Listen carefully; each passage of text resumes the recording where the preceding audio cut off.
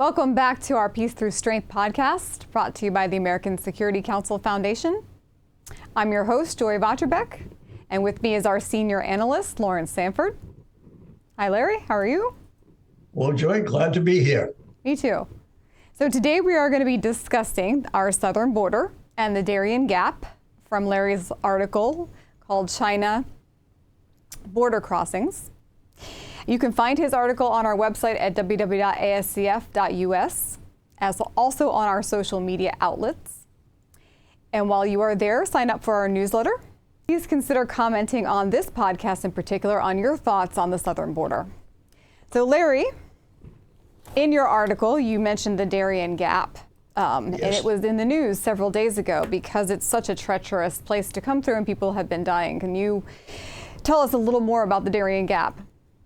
Yes, the Darian Gap is a jungle that separates Colombia from Panama, and it sort of acts as a funnel for migrants coming up from South America. Many people who have fled Haiti, for example, have been living in South America, Latin America for a number of years, and since the border basically has become open in the last 2 years, they're working their way up through Central America, through Guatemala or Honduras and so forth, to Mexico, and to the U.S. border, and they get to the U.S. border, of course, and over 5 million people that we know of have illegally entered the United States. And the Darian Gap is significant in the sense that it's really difficult passage for people to get through.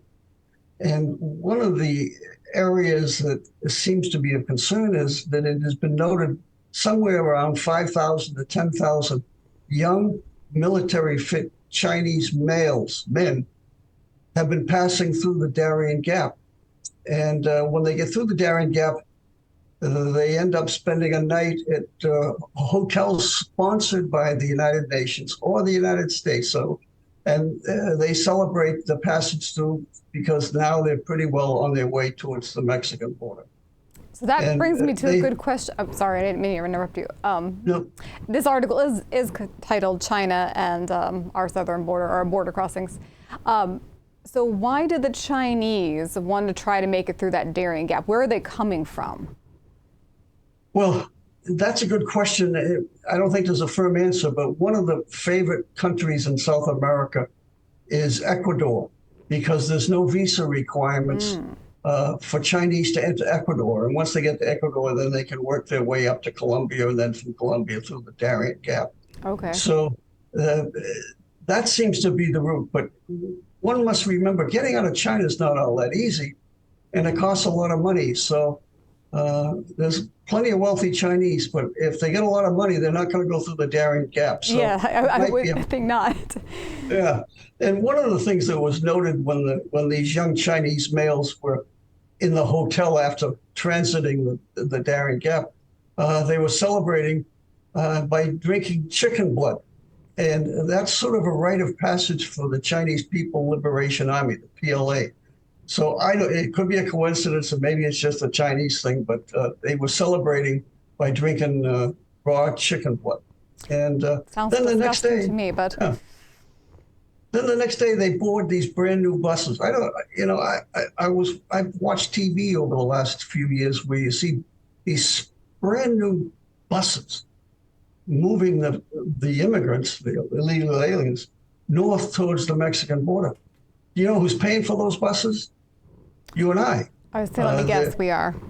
Yeah, it's funded by the United States. The United States spends hundreds of millions of dollars through NGOs, non-governmental organizations. And the biggest of all is Catholic Charities. They recently asked for $30 billion to help support all the illegals here in America. So we're paying for illegals to come up to the border. And then, of course, once they cross the border, we're supporting them in cities that are now crying uncle. New York City, I always get a kick out of New York City when they start crying about illegal immigrants because they were always a sanctuary city. So anyhow, the number of 5,000 is not significant when we're talking in terms of millions. But what is significant is the Chinese have declared unrestricted warfare against America. And every day you read about subversion actions that the Chinese are doing to weaken America. And the list goes on and on. The most recent one today, for example, is 2 U.S. sailors have been charged with espionage for China. And lo and behold, one of the sailors, they're both of Chinese origin, their families anyways, but one of the sailors wasn't even a U.S. citizen until he was in the Navy. He became a U.S. citizen, but he was born in China. Why is the U.S. Navy allowing foreign-born anyone into the service without them becoming citizens? Well, anyways, that's just an example where China is declaring undeclared, unrestricted warfare against America. Well, you answered some of my question. I just wanted to move forward real quickly. Also, mentioned that warehouse that they found in California with the possibility of CCP biowarfare. That one there, I'm going to write a paper on that one of these days, but I want to let the dust settle a little bit, Joy, because there's a lot to the story that isn't being told. I mean, the lab was first discovered by the local building authorities back in December. We are now in August, and it's just hitting the news. And apparently the news that is reporting is that the FBI, the CDC, and all these other alphabet agencies have been involved, and they haven't found anything worthy of reporting. Well, I think it's pretty significant that there's a Chinese company with no physical presence in California other than this warehouse where they found all sorts of diseases and serums and blood and mice that are geared to transmit COVID. So supposedly it's a COVID testing spot. And the parent company was in Nevada, but in Nevada, there's nothing there. All we know is that it's Chinese owned. So how do these things happen? Yes, it's beyond me. I agree. It is a little worrisome or concern. And I think you're right. We had not heard the full story on this one. But it's just one instance of the Chinese crossing our southern border. Now, in this case, I don't know if they came from the southern border. But going back to my other question would be, wouldn't it be easier, and you mentioned in your paper that escaping China is not that easy, wouldn't it be easier for them to come on a tourist visa than trying to get through that Darian Gap? But if they come through the tourist visa, now they're in the computer system. Okay.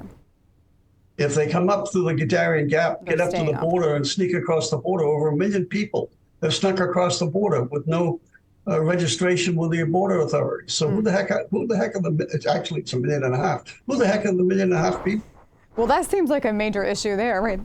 Yeah, no registration sure coming across our southern border? Yeah, and you know, and I sort of close out my article by pointing out the Constitution has only one requirement for our leaders to do, and that is to defend the country. I don't see how you can say 5.5 million, maybe more, people coming across the border illegally is not an invasion. And they're bringing with them all sorts of diseases. I'm sure you've seen this. They're talking about chicken pox, and there's a couple of, leprosy. Leprosy was just now starting to rear its ugly head, and unfortunately, Florida seems to be one of the places that's rearing its ugly head. So there's all sorts of diseases, venereal diseases, social diseases that we haven't seen here in America. They're coming across. Tuberculosis is another. And we're spending billions of dollars to support illegals. I'm all for charity begins at home. And we have our own citizens living in the streets. Education systems are falling down. Infrastructure's failing. And we're spending billions of dollars on people that aren't even American citizens. It doesn't make sense to me. And that goes back to your point that you're writing about the NGOs that are receiving money from the government to bring these migrants into the country. And one of your points was to stop funding these NGOs that are essentially encouraging migrants to make that dangerous journey to the U.S. Precisely. And that's the function of our elected leaders, supposedly. The House of Representatives writes bills to dispense money. They should just stop doing it. And that isn't to say, I would just want to point out, is that migrants that are legally trying to get documentation to become citizens that should get aid. Oh, I have no problem with illegal immigration. I think if you look at some of the most successful companies that exist here in America today, they're founded by immigrants. The most famous, of course, is Elon Musk. He's from South Africa, but plenty of Silicon Valley companies from Asia, in particular India, that are heading up or Pakistan are heading up Silicon Valley companies. So I have no problem with legal immigration. Yes. We're all probably descendants of immigrants. So yes, I know I am. Yeah. Unless you're a Native American, you likely are. Yeah. So. Well, your Peace Through Strength solutions, we already kind of went over the stopping taxpayer money going to the NGOs that are essentially encouraging these migrants to make that dangerous trip. Yes. Whether they be Chinese or not.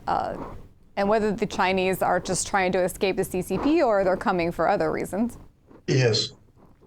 And then you said elect representatives who will close the border to illegal drugs and illegal immigration. Yeah. Apparently, these Chinese males all heading towards, not all, the majority seem to be heading towards California. And that's where that lab that we just discussed is, and with significant military installations. So one could argue they're getting things in place that if things get nasty over in Taiwan, they'll have 5,000 people. I was going to bring that up because you mentioned possible sleeper cells here in the U.S. in your article. Yeah, and let 5,000 trained military can cause a lot of damage. I mean, Antifa, look at all the damage that Antifa has done in the Black Lives Matter riots, one I would argue January 6th. And the number of Antifas are not that many, and they've created havoc all over America, causing millions, billions of dollars of damages. So you have 5,000 trained men. They can do damage to the infrastructure of water, electricity. It's kind of scary if you've got that many people here in America trained to do damage and just waiting for the call. We should be the shining city on the hill and make sure we're strong economically, militarily, and socially, culturally.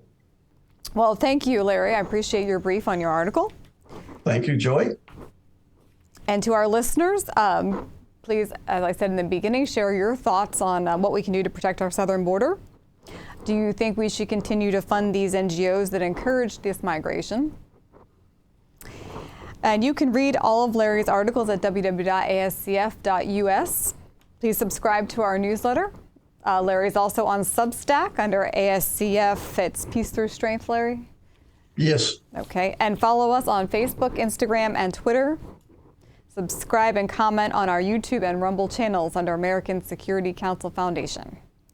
Thank you to our listener. Thank you, Larry. Thank you, Joy. And join us again next time as we bring you the stories on Peace Through Strength podcast.